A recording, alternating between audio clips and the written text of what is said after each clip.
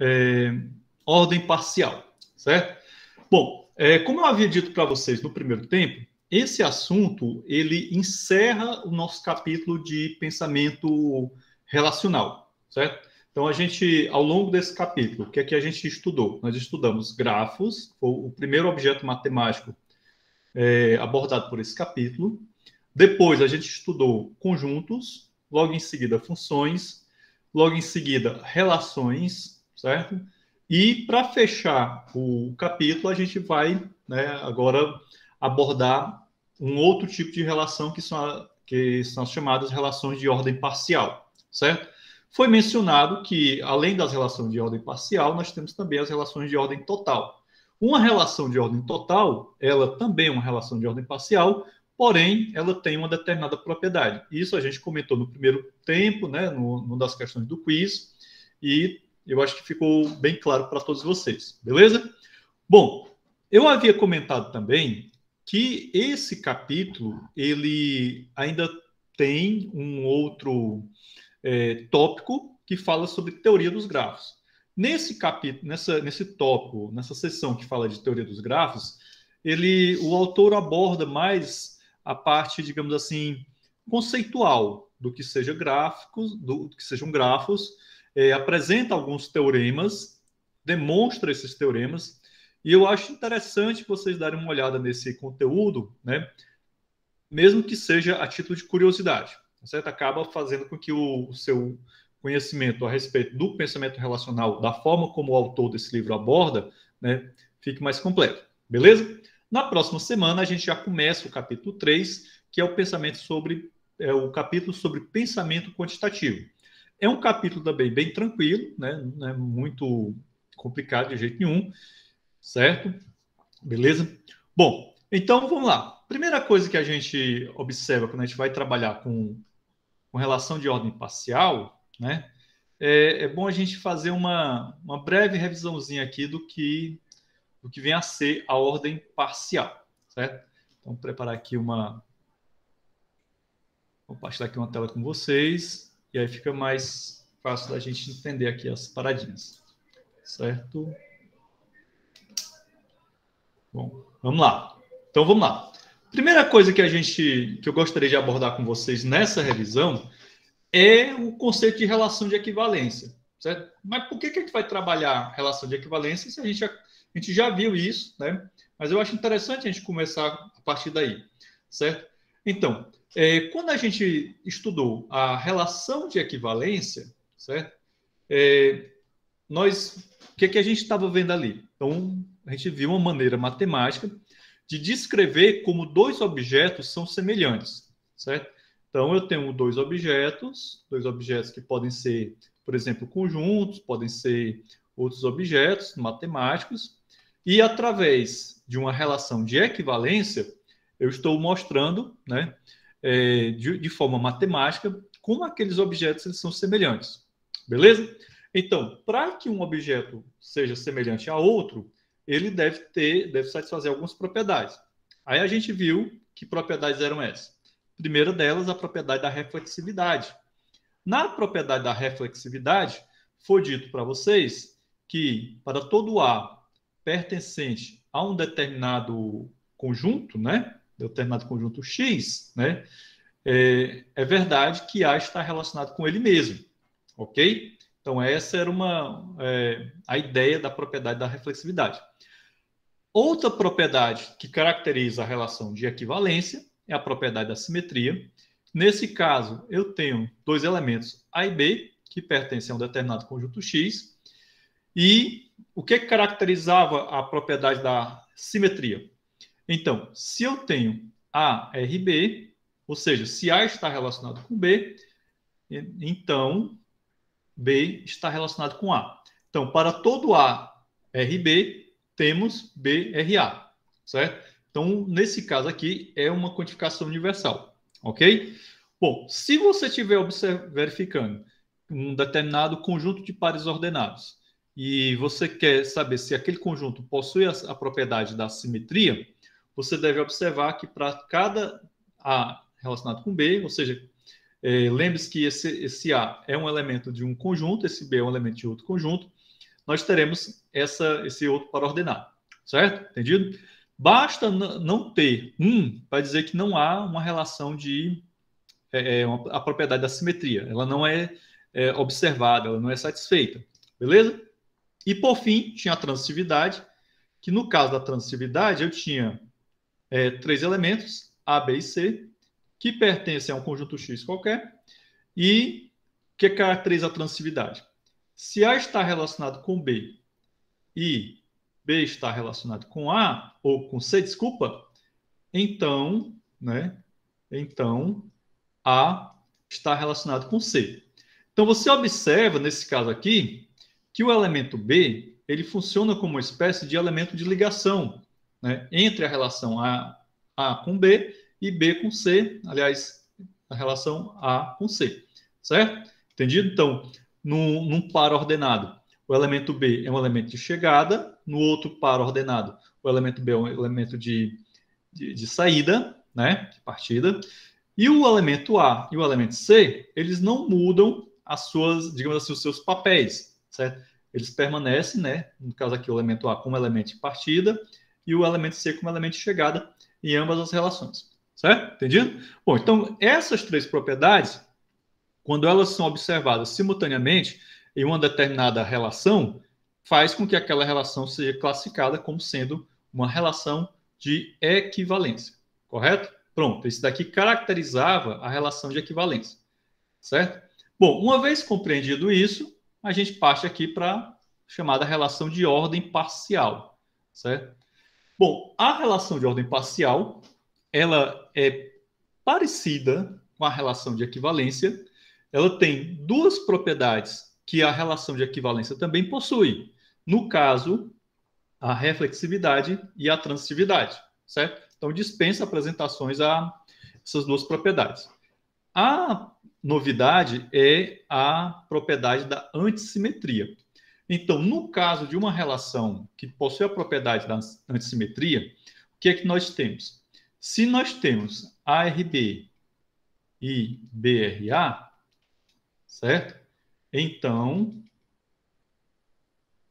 A é igual a B, certo? Entendido? Então, nós podemos, isso daqui é o que caracteriza, certo? A propriedade que caracteriza uma relação que é antissimétrica, certo? Entendido?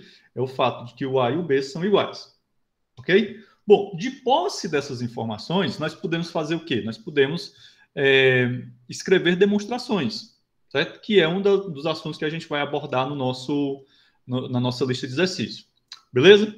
Bom, no nosso primeiro tempo, em um dado momento, eu comentei com vocês que o conceito de antissimetria é uma coisa, o conceito de assimetria é uma coisa totalmente diferente.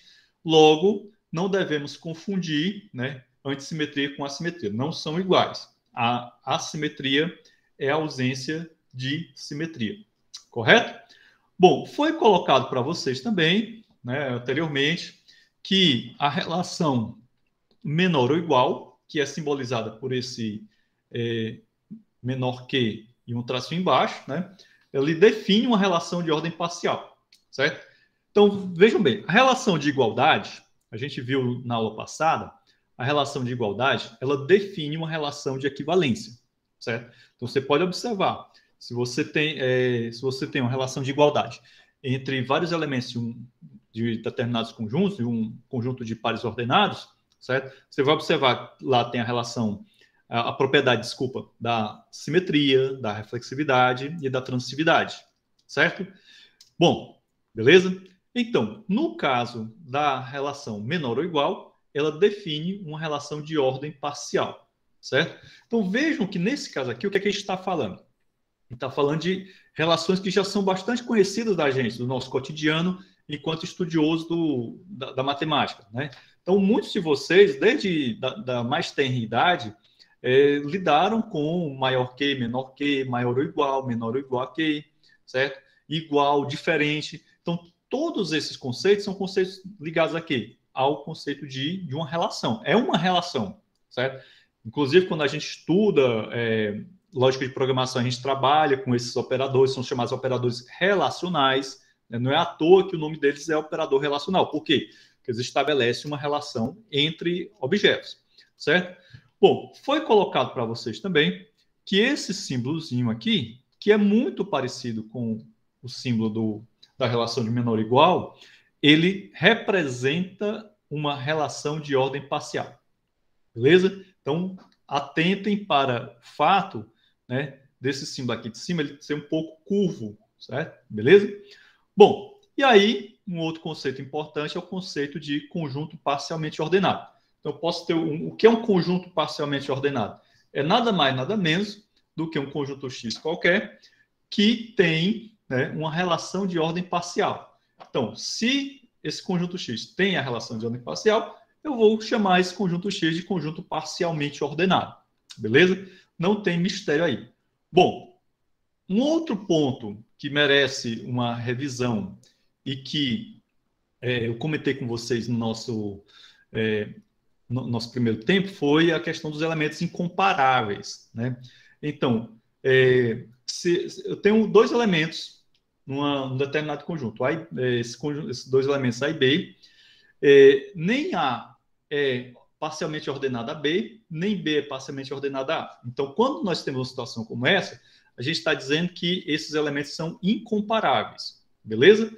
Então, a própria ideia de ordem parcial que a gente vem trabalhando, dá para vocês perceberem essa questão aqui do que quer dizer com incomparável, certo? Então, quando eu não tenho nem A, quando eu coloco isso aqui, eu estou dizendo que A está ordenado parcialmente a B, ou B está ordenado parcialmente a A. Então, se eu não tenho nenhuma dessas duas situações, aqueles dois elementos, A e B, eles são elementos incomparáveis. Beleza? Bom, nesse caso aqui, quando eu tenho quando um determinado conjunto que é parcialmente ordenado, ele não tem elementos incomparáveis, né? Então, esse conjunto, né, ele possui o quê? Uma relação de ordem, só que de uma relação de ordem total, certo? Então, vejam que a ordem total, ela está dentro da ordem parcial. Então, todo conjunto ordenado parcialmente é um conjunto de ordem total? Não, todo conjunto de ordem total também é um conjunto de ordem parcial. Porém, né, o contrário não é verdadeiro. O que caracteriza um conjunto ordenado, uma ordem total, né? De acordo com o que a gente está vendo ali, é quando um conjunto é parcialmente ordenado, né, representado dessa maneira aqui, ele não tem elementos incomparáveis, certo? E o que são elementos incomparáveis? São elementos que têm essa propriedade que a gente acabou de falar. Beleza? Bom, dito isso, a gente passa aqui para recordar o que são os diagramas de Hasse, né? A gente viu que os diagramas de Hasse, eles são elementos gráficos, e aqui eu posso já aproveitar esses dois que estão aqui, né? E mostrar para vocês como os diagramas de Hasse, eles definem hierarquias. Então, você pode observar aqui, né, claramente uma hierarquia definida entre esses diversos elementos. Um diagrama de Hasse, ele pode ser encarado como um grafo, tranquilamente, certo? Só que diferente de um grafo, as suas arestas, né, elas não são orientadas, a gente não tem setas nas arestas.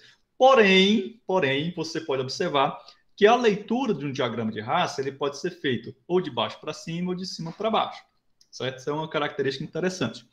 Beleza? Deixa eu ver aqui alguma coisa mais sobre diagrama de Hasse. A gente chama esses elementos aqui, o 8, o 4, o 6, de nós, certo? E é aqui, como o nosso autor diz, um diagrama de Hasse para um conjunto parcialmente ordenado consiste em um rótulo ou nó, né? Então aqui são os nós, para cada elemento do conjunto, juntamente com arestas, conectando esses nós relacionados. Então, essas arestas aqui, que conectam esses nós, estão fazendo o quê? Estão estabelecendo uma relação, beleza? Esse diagrama aqui, né, de Hasse, ele está estabelecendo uma relação entre o conjunto, deixa eu pegar aqui cadê, meu Deus do céu? Pronto, aqui eu tenho e pronto. Então aqui eu tenho um conjunto X, certo? Esse conjunto X tem os elementos 2, 3, 4. Opa, não é esse conjunto, não. Enfim, esse conjunto aqui, né, ele tá, esse diagrama de Haas, de acordo aqui com o nosso autor, ele está estabelecendo, né, uma relação para o conjunto parcialmente ordenado X, que tem a relação de divide. Então, a relação divide, ela pode ser classificada como uma relação parcialmente ordenada, certo? Aliás, não. Esse diagrama, desculpa, ele indica uma relação divide entre os elementos desse conjunto. Então, quais são os elementos desse conjunto? Eu tenho aqui o conjunto X, os elementos 2, 3, 4, 6 e 8. Qual é a relação aqui? A relação divide. Então, observem bem. Essa relação divide, ela tem os seguintes pares. 2 e 6, 3 e 6, e 2 e 4, certo? E 4 e 8 e 2 e 8, certo? Então, observe que essas ligações indicam justamente esses relacionamentos, certo? Acho que ficou bem claro isso para vocês com relação aos diagramas de Haas, beleza? E aqui eu tenho um outro diagrama de Haas que a gente vai trabalhar daqui a pouco, tá bom? O importante de vocês compreenderem bem dos diagramas de Haas é o fato deles denotarem uma ordem hierárquica, né? Uma hierarquia. O próprio conceito de relação de ordem parcial, ele já está implícito, né? A história de uma hierarquia, beleza? Bom, nas nossas aulas, nosso vídeo de pré-aula e nas gravações do semestre passado, se não me falha a memória, eu não abordei com vocês, não foi abordado esse assunto aqui, álgebras booleanas. Bom, a álgebra booleana não é nenhuma novidade para quem fez lógica matemática no semestre passado ou nos semestres anteriores. É o último assunto que a gente aborda na disciplina de lógica matemática. E agora a gente vai trazer ele de volta para mostrar para vocês qual é a relação que existe entre as ordens parciais, né? Então, conjuntos ordenados parcialmente, e álgebras booleanas, né? Então, é sempre bom lembrar para vocês que quando a gente fala de álgebra booleana, a gente pode falar no plural, ou seja, álgebras booleanas. Então, não existe somente uma álgebra booleana, pode existir várias álgebras booleanas. Para que uma determinada álgebra seja classificada como uma álgebra booleana, ela precisa o quê? Precisa satisfazer algumas propriedades, que é o que a gente vai ver daqui a pouco, e aí vocês vão entender bem direitinho por que nós podemos estabelecer uma relação entre os conjuntos parcialmente ordenados e as álgebras booleanas. Beleza? Bom, então, nesse caso aqui, a gente fala de álgebras booleanas, nós vamos definir dois conceitos importantíssimos. O conceito de encontro e o conceito de junção, certo? Então, nós temos aqui, o que é um encontro? Então, um encontro de um elemento A e um elemento B, certo? Que a gente vai representar assim, e aí você já observa aqui o conectivo da conjunção, certo? O que é um encontro? É a menor cota para A e B, se tal cota existir. Em outras palavras, né? Formalmente falando, essa conjunção, esse encontro A e B, ele precisa satisfazer essas duas propriedades. Primeiro, a conjunção B, né, o encontro de A e B, ele está parcialmente ordenado a A e ele está parcialmente ordenado a B. Certo? Então, essa é a primeira propriedade. Bom, se algum X pertencente ao conjunto X, né, que é um conjunto parcialmente ordenado, satisfaz X está parcialmente ordenado a A e X está parcialmente ordenado a B, então, né, X está parcialmente... Espera aí que eu acho que eu me confundi aqui.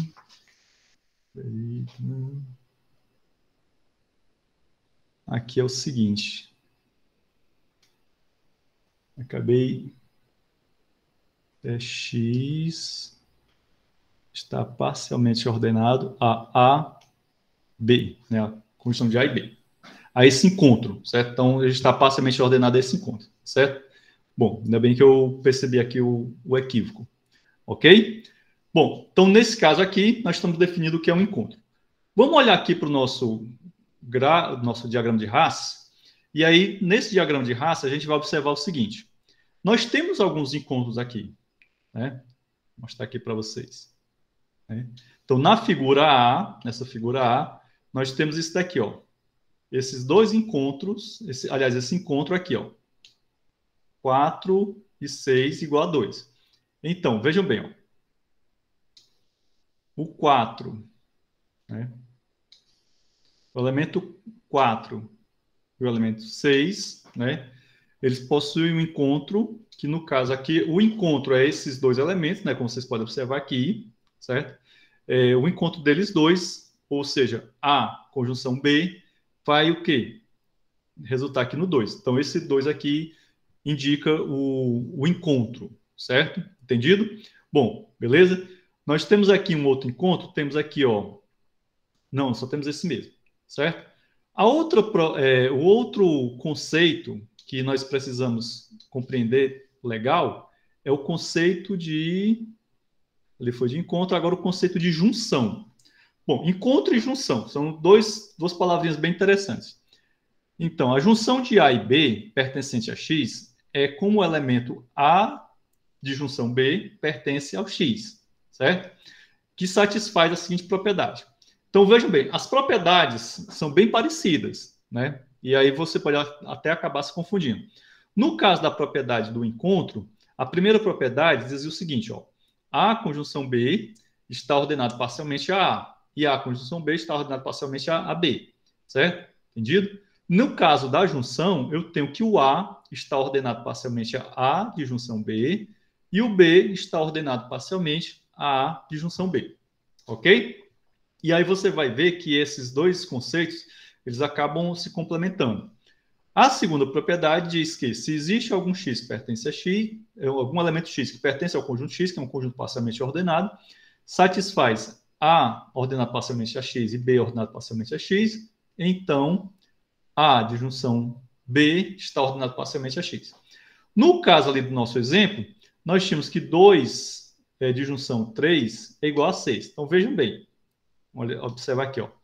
No caso, ó, o 2, vejam bem, ó, o 2 e o 3, quem é a junção é o 6, né? Aqui é a nossa junção, certo? A junção 2, ó, 2 ou 3 é o 6. No caso aqui, o 2, né? Entre o 4 e o 6, eu tenho um encontro, certo? Veja bem, eu tenho aqui o conceito de encontro e quem é esse encontro? É o 2. No caso aqui, ó, 2 de junção 3, a nossa junção é o 6. Então, vocês observam, ó, que nesse caso aqui, ó, aqui é o A, aqui é o B.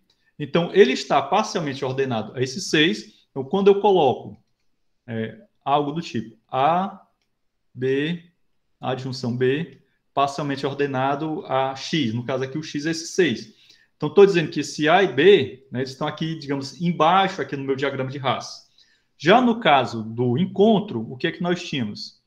Nós tínhamos que o A, né, o B está parcialmente ordenado a A conjunção B, ok? Então, nesse caso aqui, o nosso A seria esse 2, né? E aí você vê, ó, o 4, o 6, então a junção dele resulta em quem? No 2, ok? Então, esses dois conceitos são muito importantes para a gente entender as álgebras booleanas que a gente pode identificar, que a gente pode associar dentro dessa ideia de ordem parcial, certo? Beleza? Pronto. Então, nós temos aí os dois conceitos importantíssimos de encontro e de junção, beleza? Temos aqui, ainda dando um exemplo, 4 de junção 6 não existe. Vamos ver aqui, por que não existe? Né? Então, vejam bem, se nós tivéssemos aqui no 4 de junção 6, teria que ser um outro elemento, né? Certo? Ó, veja que A de junção 2 e 3 é o elemento 6, mas 4 de junção 6 não tem. O que é que nós temos? Temos 4 conjunção 6, que é o nosso encontro. O que é que nós temos? Na junção 2 de junção 3, a junção é o elemento 6, correto? Bom, tem um outro exemplo aqui, que nós temos o seguinte. Temos aqui o conjunto unitário 1 de junção 2 e 3, que vai resultar em quê? A 1, 2, 3. Então, observemos o seguinte aqui no elemento B, né, na figura B. Eu tenho aqui esse conjunto unitário, eu tenho esse outro conjunto aqui, 2 e 3, certo? Observe que não necessariamente, aqui é um ponto muito interessante para vocês entenderem essa ideia de encontro e de junção. Então, a junção de desse elemento 1, desse conjunto unitário 1, com esse conjunto 2 e 3, vai resultar em quê? Nesse conjunto aqui, 1, 2 e 3. Então, para todos os efeitos, ó, 1 de junção, 2, 3, certo? Isso daqui vai resultar em quê?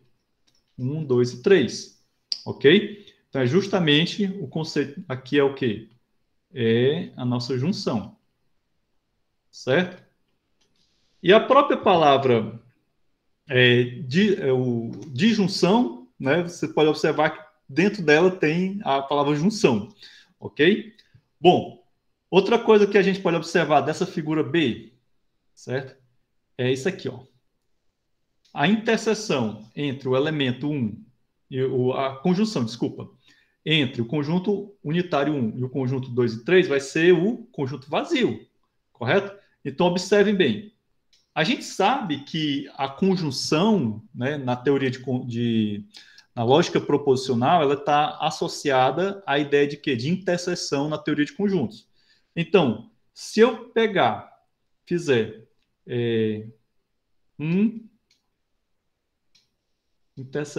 conjunção 2 e 3, isso daqui vai ser igual a quê? Ao conjunto vazio. E o conjunto vazio é aquele conjunto que a gente sabe que é subconjunto de todo e qualquer conjunto. Ou seja, a interseção de desse conjunto aqui, 1, e esse outro conjunto, seria o conjunto vazio, correto? Que a gente vê que esses dois conjuntos aqui não possuem elementos comuns, mas isso, digamos assim, de cara. Mas a gente sabe que o conjunto vazio é aquele conjunto que é subconjunto de todo e qualquer conjunto, ok? Então, nesse caso, que explicitamente a gente não tem elementos comuns, né? E quando a gente faz a conjunção desses dois conjuntos, nós vamos ter o quê? Conjunto vazio. Beleza? Então, acho que ficou claro para vocês essa ideia, certo? Beleza? E para finalizar essa parte, vamos só ver aqui um outro conceito importantíssimo, que é o conceito de reticulado. O que vem a ser um reticulado? Então, vejam bem, a gente começou apresentando o conceito de junção e de encontro, né? Vejam que o conceito de junção está ligado à ideia de junção, certo? O conceito de encontro está ligado à ideia de conjunção, correto? E agora vamos ver um outro conceito dentro dessas álgebras booleanas, né, ligadas à ordem parcial, que é o conceito de reticulado. Então, se todo par de elementos A e B que pertence a um conjunto X, né, possui tanto o encontro como a junção, então esse conjunto X, vejam bem, esse conjunto X que é parcialmente ordenado, ele é chamado de reticulado. Então você pode observar o seguinte: eu tenho aqui um conjunto X que é parcialmente ordenado. Nesse conjunto X, eu observei a seguinte propriedade: todos os pares de elementos A e B que pertencem ao conjunto X, todos esses pares tanto possuem um encontro como possuem uma junção, certo? Encontro e junção nós já vimos lá anteriormente, ok? Então, se essa propriedade é observada, então esse conjunto que é parcialmente ordenado, ele recebe o nome de quê? De reticulado. Então, o reticulado é um conjunto parcialmente ordenado, né? Ou seja, todo reticulado é um conjunto parcialmente ordenado, mas nem todo conjunto parcialmente ordenado é um reticulado. Por quê? Porque ele precisa observar essa propriedade, né? Que todos os pares de elementos de A e B que pertencem a esse conjunto X, que é um conjunto parcialmente ordenado, tanto tem encontro como tem junção, ok? Entendido? Então, ele é um reticulado. Nesse caso aqui, um reticulado, ele vai ter as seguintes propriedades. Ele vai ter a propriedade da associatividade, da comutatividade, da associatividade e da absorção. A propriedade da associatividade, todo mundo aqui está lembrado dela, que é o seguinte: A conjunção B é igual a B conjunção A, né? Temos também que A de junção B é igual a B de junção A, ok? Aqui é lógica matemática, voltando a aparecer na vida da gente. A associatividade, a gente sabe que A de junção B de junção C é igual A disjunção B, disjunção C, e o mesmo vale para a conjunção. E a absorção, nós temos o seguinte, a absorção é um pouco diferente. Se eu tenho A disjunção A conjunção B, isso daqui é igual ao próprio A, certo? Entendido? E se eu tenho A conjunção A disjunção B, eu vou ter igual ao próprio A também, certo? Entendido? Então, observem bem essas propriedades. Então, isso daí são propriedades que todo reticulado tem, correto? Só que é o seguinte, se um reticulado tem essas três propriedades, comutatividade, associatividade e absorção, né, que são três propriedades que todos eles têm, mas se além delas eles tiverem também a distributividade, a limitação e a complementaridade, então esse reticulado ele é uma álgebra booleana, certo? Bom, a distributividade, para quem não está lembrado, né, vamos colocar aqui A disjunção B conjunção C. Presta atenção aqui, ó. Isso daqui, ó, A disjunção B conjunção C, não é igual a isso aqui, ó. Né? Não vão confundir aqui com a absorção, porque aqui esse A aqui, certo? Aqui eu tenho três elementos diferentes, correto? Então, cuidado para não confundir uma coisa com a outra. Então, a gente sabe que isso daqui é igual a disjunção B conjunção A disjunção C, né? A propriedade da distributividade. A limitação, na limitação ele diz o seguinte, existe elementos, eu vou botar aqui o Ezinho ao contrário, existe elemento 0 e 1, que pertence ao conjunto X, porque aí vocês devem lembrar que nas álgebras booleanas a gente trabalha com 0 e com 1, né? Tal que X é ordenado parcialmente a 1, né? E 0, que parece um O, ordenado parcialmente a X para todo X pertencente ao conjunto X, que é um conjunto parcialmente ordenado, certo? Essa é a limitação. No caso da limitação, a gente pode observar que é como se fosse o elemento neutro, né? Beleza? E, por fim, temos a complementaridade, que diz o seguinte, que para todo X que pertence ao conjunto X, né? No caso é um conjunto parcialmente ordenado, vai existe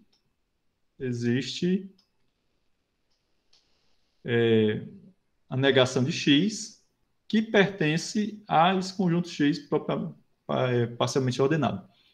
Tal que, se eu fizer o encontro X e a negação de X, vai ser igual a 0. E se a gente fizer a junção X e junção não X, vai ser igual a 1. Ok? Aí aqui a gente lembra, né, dá até para a gente lembrar do princípio da não contradição e o princípio do terceiro excluído. A gente sabe que o princípio da não contradição é uma contradição, né? Sempre vai resultar em falso, e o princípio do terceiro excluído é uma tautologia. Ok? Pronto. Então, sendo observado isso, né, a gente pode dizer que um determinado reticulado, né, ele é uma álgebra booleana, ok? Então, entendido? Então, a gente começou, né, só para finalizar essa parte aqui, a gente definiu o que era encontro, o que era junção, estabelecendo uma ligação entre a conjunção e a disjunção, vistas lá na lógica matemática, né? Estabelecemos o que é o conceito de reticulado e vimos que um reticulado ele tem propriedades, né? São essas três propriedades aqui. Se além dessas três propriedades, aquele reticulado tiver as propriedades da distributividade, limitação e complementaridade, ele também será uma álgebra booleana. Se vocês recordarem das aulas de introdução à álgebra booleana que a gente teve no semestre passado, vocês vão perceber essas 6 propriedades bem no início do assunto, certo?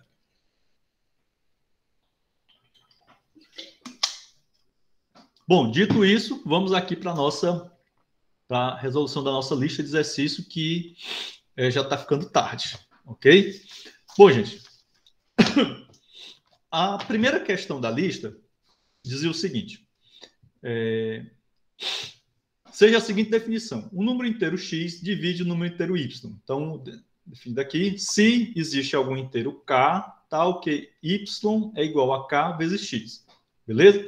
Então, aqui eu tenho a definição da relação divide.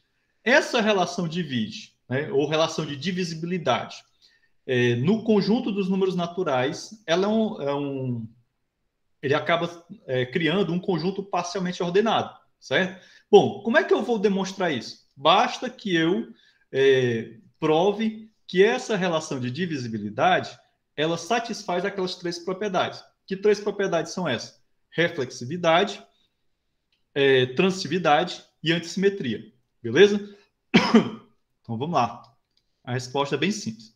Bom, primeiro a gente vai provar a reflexividade. A reflexividade já é velha conhecida de vocês, certo? Então, o que é que eu tenho? Para qualquer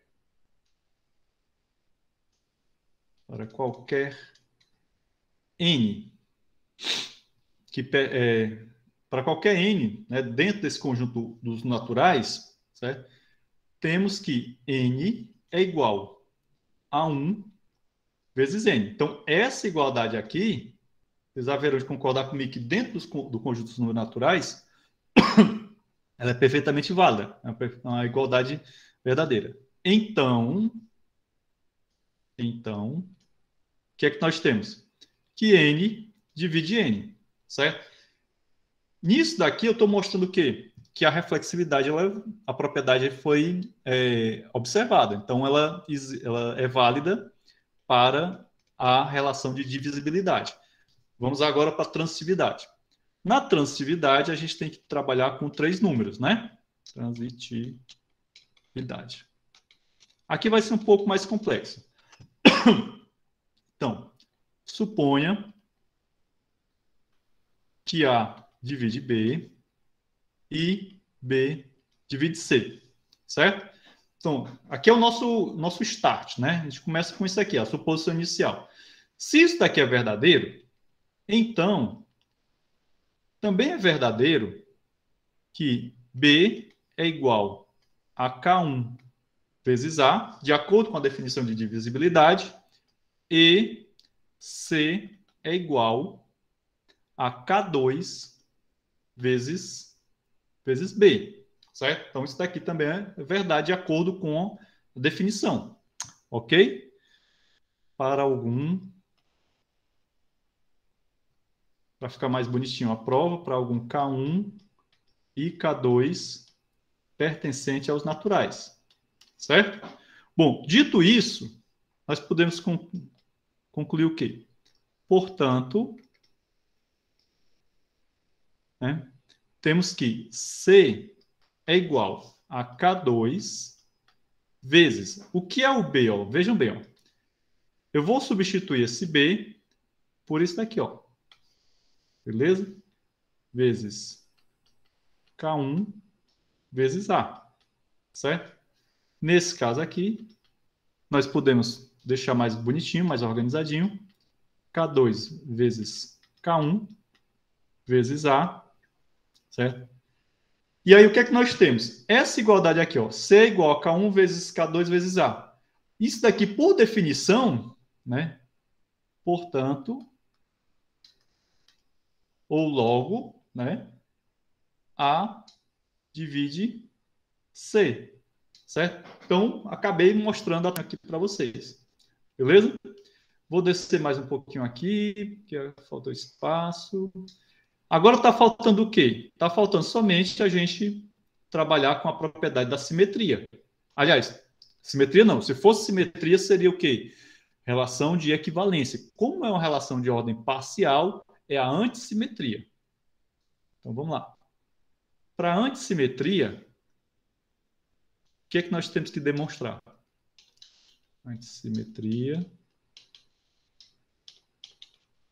No caso da antissimetria, nós vamos supor, ó, suponha que A divide B e B divide A. Certo? Então, veja bem, ó. Primeiro a gente parte dessa suposição. A divide B e B divide A. Ah, professor, mas aí não está igual a definição de simetria? Calma, que já a gente chega lá. Ora, então, se isso daqui, eu estou supondo isso daqui, então, eu estou dizendo que B é igual a K1 vezes A e, né, no caso aqui, A divide B. Ó, vejam bem, ó, A divide B é igual a B igual a K1 vezes A e A é igual a K2 vezes B. Correto? Então, preste atenção aqui. Nesse caso aqui, usando o mesmo raciocínio que a gente acabou de usar na propriedade da transitividade, nós vamos fazer o quê? Vamos aplicar uma substituição. Certo? Ok? Então, portanto, sem perda de generalidade, eu posso dizer o seguinte, que B é igual a K1, né, ó, o B é o quê? K1, eu vou substituir o A por isso daqui, ó, K2 vezes B, certo? Então, nesse caso aqui, certo? Então, K1. Ó, para essa igual, ó, vejam bem, ó, para essa igualdade aqui se manter, certo? K1 vezes K2 vai ser igual a 1. Ok? Se K1 e K2 não fosse igual a 1, então nós não teríamos essa igualdade, certo? E aí, desde K1, aliás, KI, né? O KI qualquer pertence a conjuntos naturais, então isto força, certo? Aqui eu estou só reforçando a ideia de que K1 e K2 é igual a 1. Logo, A é igual a B. Então, vejam bem, na definição de antissimetria, o que era dito para vocês? Que se eu tiver um par AB e eu tiver um BA, certo? Então, A e B são iguais, devem ser iguais. Isso caracteriza a simetria, a antissimetria, desculpa, certo? Entendido? Então, eu tinha que mostrar que se A divide B e B divide A, né, se isso daqui é verdadeiro, então A e B tem que ser iguais, tem que ser os mesmos números. Então, o que é que nós fizemos? Nós utilizamos a definição da relação de divisibilidade, né?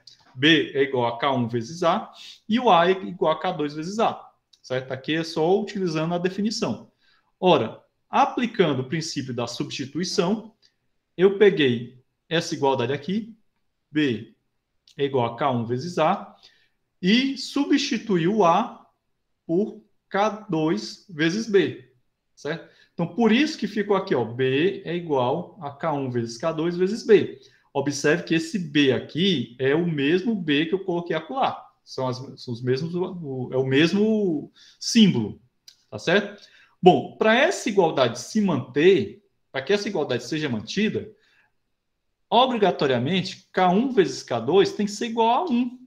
Então, se isso daqui fosse diferente de 1, isso vezes B, né, faria com que essa multiplicação aqui, essa igualdade não fosse mais válida. Mas eu tenho que forçar essa igualdade a ser válida. Então, desde que KI pertença aos naturais, ou seja, um K qualquer, né, isso força que o K1 seja igual a K2, que seja igual a 1. Tá? Aqui estou só reforçando a ideia de que por que K1 vezes K2 tem que ser igual a 1.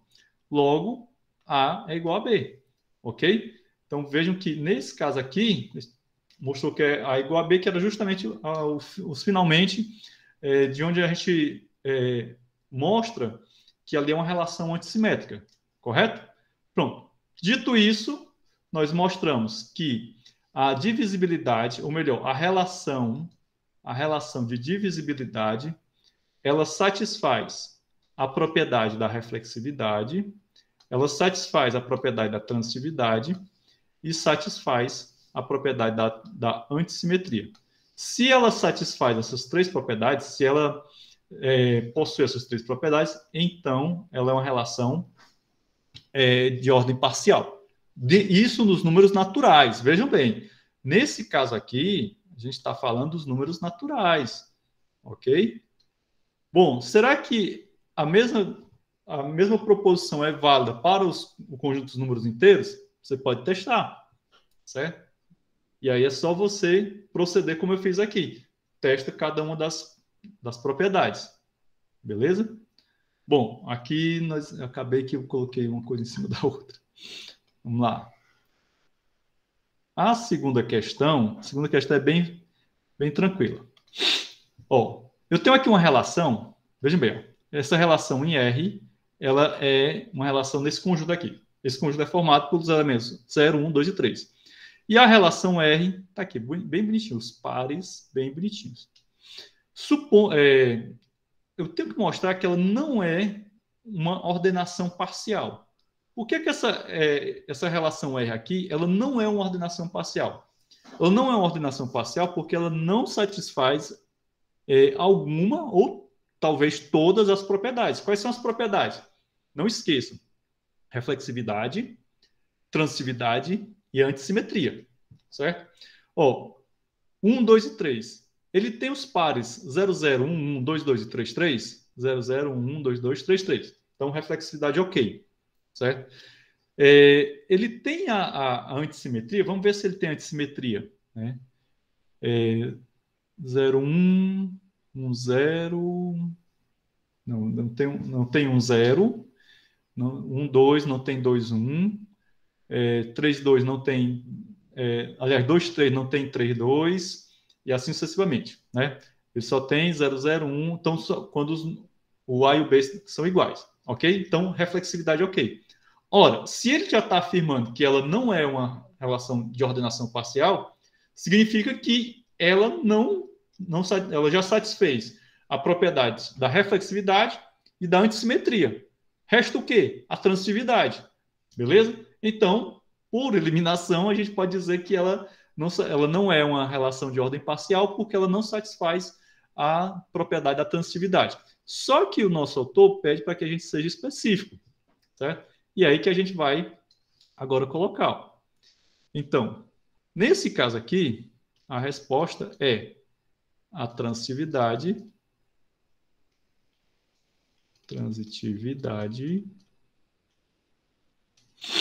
falha, né?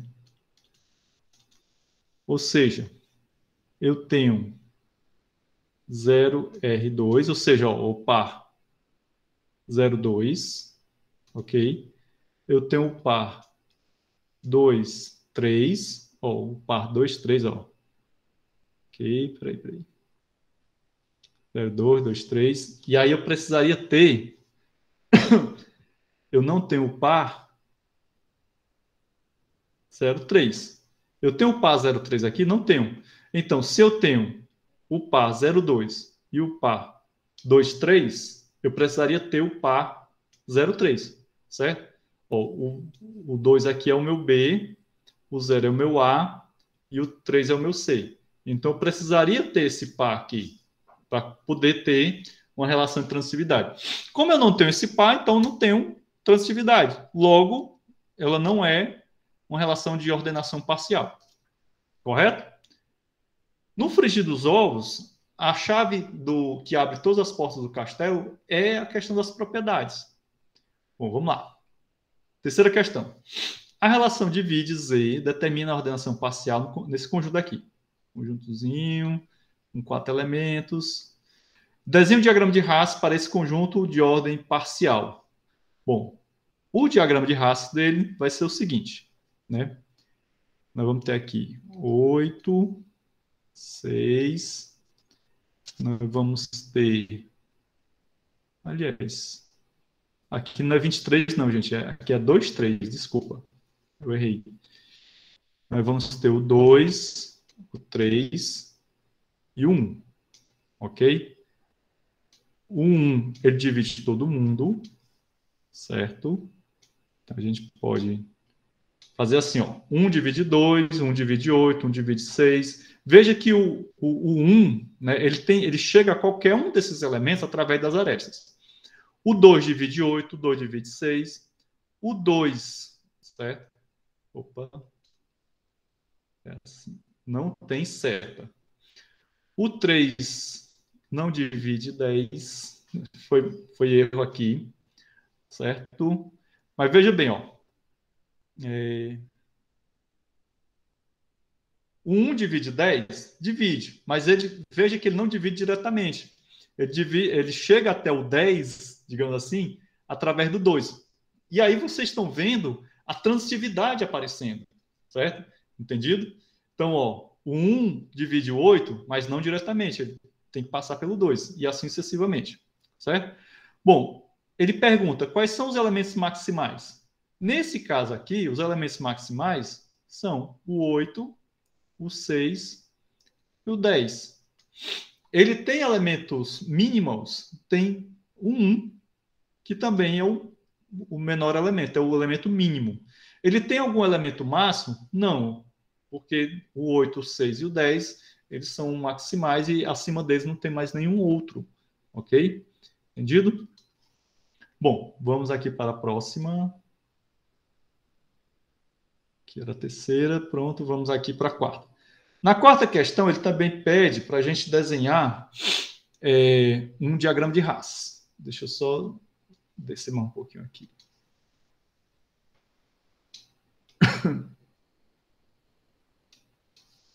Desenhar diagrama de Hasse é a coisa mais divertida dessa parte aqui da disciplina. Então, veja lá. Eu tenho aqui um conjunto X, composto por esses subconjuntos. Ele é um conjunto parcialmente ordenado, pela relação estar contido. Então, veja bem. Ó.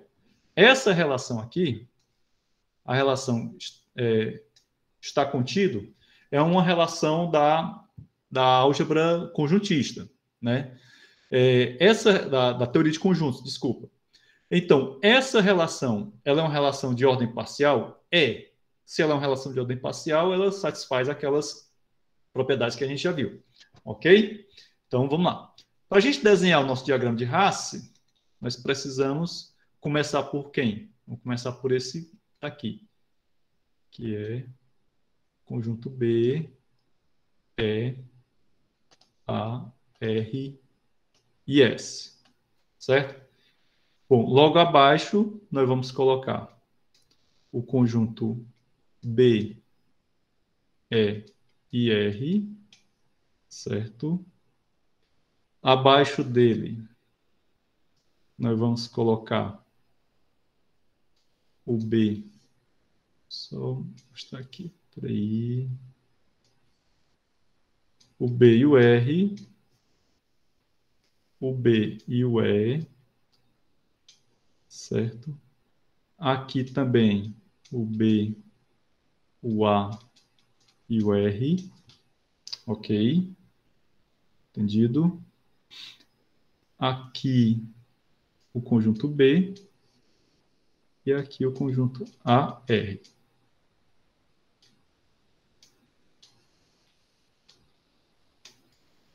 Ok? Então, vejam bem, ó. Conjunto B, conjunto BE, BR, BR. O que é que nós temos aqui?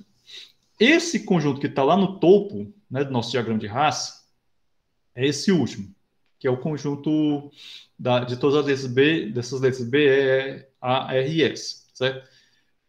Então, a gente sabe que todo conjunto é subconjunto de si mesmo. Isso é um conceito que a gente aprendeu lá no tópico sobre conjuntos que a gente estudou nesse capítulo. O nosso diagrama de Hasse agora vai ser finalizado. Então, esse conjunto BR, ele está contido nesse conjunto aqui, certo? Assim como esse conjunto BAR está contido aqui, ó, BAR, o conjunto BE, eu posso fazer uma ligação direta aqui com ele? Poderia, só que aí eu pularia esse outro conjunto. Então, eu tenho que partir da ideia, né, da hierarquia, ok? Então, aqui eu tenho 5 elementos, aqui eu tenho 3, aqui eu tenho 2. Então, esses 2 elementos estão contidos nesse conjunto. Se esse conjunto aqui está contido nesse outro e esse está contido aqui, então esse conjunto BR está contido ali, graças à propriedade da transitividade. O mesmo raciocínio vale para esse conjunto BR. O mesmo raciocínio vale aqui para o B, né? Esse conjunto B está aqui. Esse conjunto AR, ele vai estar aqui, ligado a esse outro subconjunto. Observe, vejam que as ligações entre os subconjuntos, né, elas acontecem de forma tal que, por exemplo, esse conjunto AR, né, ele não está ligado a esse subconjunto BE porque eles não têm elementos comuns, certo? Eu só estou ligando subconjuntos que estão contidos uns nos outros, ou seja, eu tenho aqui esse conjunto B, observe que esse conjunto unitário, que é formado só pelo elemento B, ele está contido aqui, aqui, aqui, aqui e aqui. Ou seja, onde aparece o elemento B, eu tenho alguma ligação. Ou uma ligação direta, ou uma ligação indireta a partir da transitividade. No caso aqui desse subconjunto AR, né, ele está ligado somente a esse subconjunto e a esse outro, e não está ligado a nenhum desses outros. Ah, professor, mas aqui tem o R, né? Ele não poderia estar ligado? Sim, mas não tem o A aqui, então eu não posso dizer que esse conjunto AR é subconjunto dele aqui, porque esse elemento A, ele não está, não pertence a esse outro conjunto, beleza? Entendido? Bom, aí nós temos o nosso diagrama, e agora vamos responder aqui as perguntinhas. Então, o diagrama está desenhado, liste todos os elementos mínimos, se houver. Então, quais são os elementos mínimos? Nesse caso, nós temos esse conjunto B, ele é minimal, certo? E ele aqui também é minimal. Beleza? Então, a letra B seriam esses dois conjuntos aqui. A letra C, ele pergunta, encontre os elementos, um par de elementos incomparáveis, se houver. Eu quero apenas um par de elementos incomparáveis. Nesse caso aqui, turma, é muito simples. Eu tenho aqui esse par AR, né, e esse par BR, certo? Observe que eles são incomparáveis pelo fato de eles não terem elementos comuns, ok? Então, recordem aí a definição de elemento incomparável, aí você vê que eles não têm uma ligação. E aí é outra coisa que o diagrama de Hasse ajuda a gente. Então, a gente não tem ligações aqui entre esses conjuntos. Então, eles são incomparáveis, então não posso estabelecer. Existe somente esses? Talvez não. Observe aí que pode ser que eu tenha mais elementos incomparáveis, certo? Ok? Bom, essa foi a quarta questão. Vamos para a quinta. A quinta é para você desenhar um diagrama de Hasse para esse conjunto aqui. Bom, seguinte, eu tenho aqui o conjunto X, eu tenho aqui um conjunto de ordem parcial que está definido da seguinte maneira. O conjunto das partes de X e a relação está contido. Então, essa quinta questão eu vou deixar como exercício para vocês fazerem, porque ela pode ser feita a partir da questão 4, que eu acabei de resolver para vocês. Então, veja bem, o que é o conjunto das partes? O conjunto das partes de um determinado conjunto X, no caso aí PX,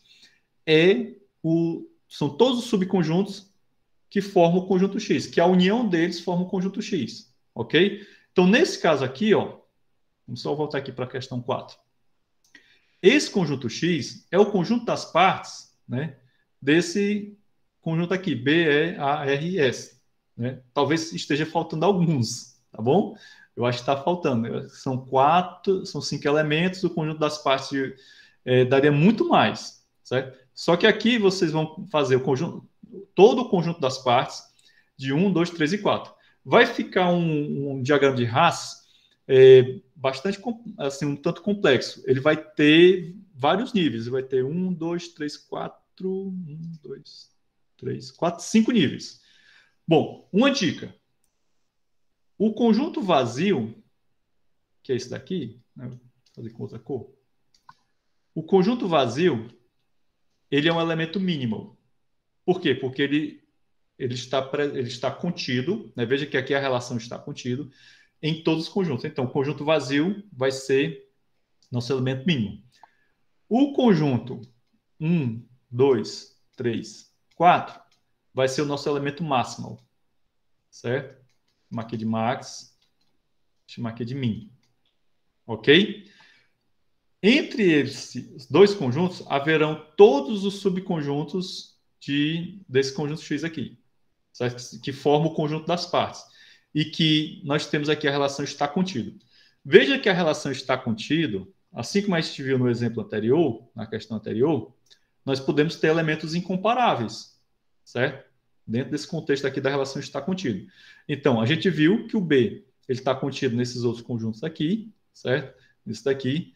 O conjunto AR está contido só aqui e não está contido nesses outros, ok? Então, isso significa o quê? Elementos incomparáveis. A mesma situação vocês vão enfrentar para construir o diagrama de Hasse dessa quinta questão, beleza? E para finalizar, deixo mais uma questãozinha como é que se diz? Para vocês fazerem como exercício em casa, que é essa quinta questão. Na quinta questão, nós temos o seguinte: seja F está contido em N o conjunto de todos os fatores de 210. Então, aqui eu tenho o número 210. Se eu fatorar 210 por fatores primos, eu vou encontrar isso daqui. Certo? Aqui são os fatores primos de 210. Mas o que são os fatores de 210? São números que eu posso dividir 210 por ele, né? A relação aqui divide e eu vou obter uma divisão exata, certo? Então, os fatores de 210, eles podem ser obtidos a partir daqui também. Então, aqui tem uma parte, aqui é uma parte dos fatores de 210, tá certo? Aqui eu até já coloquei alguns, né? Eu comecei a escrever aqui só para dar essa canja para vocês. Só que tem mais fatores aqui, certo? Então, o que vocês vão fazer? Vocês vão encontrar, né? Vocês vão construir o conjunto F, ele está contido no conjunto dos números naturais, e aí você vai encontrar nesse conjunto de ordem parcial, que no caso aqui é a relação divide, certo? No caso aqui você vai ver entre os fatores de 210, quais são aqueles que satisfazem essa relação divide, os seguintes itens. Então, aqui eu tenho o encontro de 20 e 30, aí 20 e 30 e 21, desculpa. Então, lembre-se do conceito de encontro e a junção de 30 e 35. Aí aqui, novamente, o encontro, a junção e o complemento, né? Ou seja, a negação de 30, que será o complemento de 30. Então, de acordo com aquela explicaçãozinha que eu dei lá no início, né, sobre álgebras booleanas, vocês vão encontrar esses itens aqui. Na semana que vem, eu trago a resposta para vocês vocês compararem com o que vocês fizeram com o que eu vou apresentar para vocês, tá bom? Bom, gente, então já são 11h54. Vou encerrar aqui esse compartilhamento. Você já tem 2 deveres de casa, certo? Hoje eu vou colocar uma listazinha que é do assunto da aula da semana que vem, que já é abrindo o capítulo sobre pensamento quantitativo, tá bom? Então, tentem resolver essas 2 questõezinhas baseado no que eu já falei para vocês hoje, né? E aí, mais uma vez, eu peço desculpa por não ter colocado essa lista disponível lá no sistema acadêmico, tá bom? Bom, gente, vou encerrar aqui a gravação, beleza? Todo mundo já registrou a presença, né? Eu acredito que sim. Então, interrompendo a gravação. 1, 2, 3...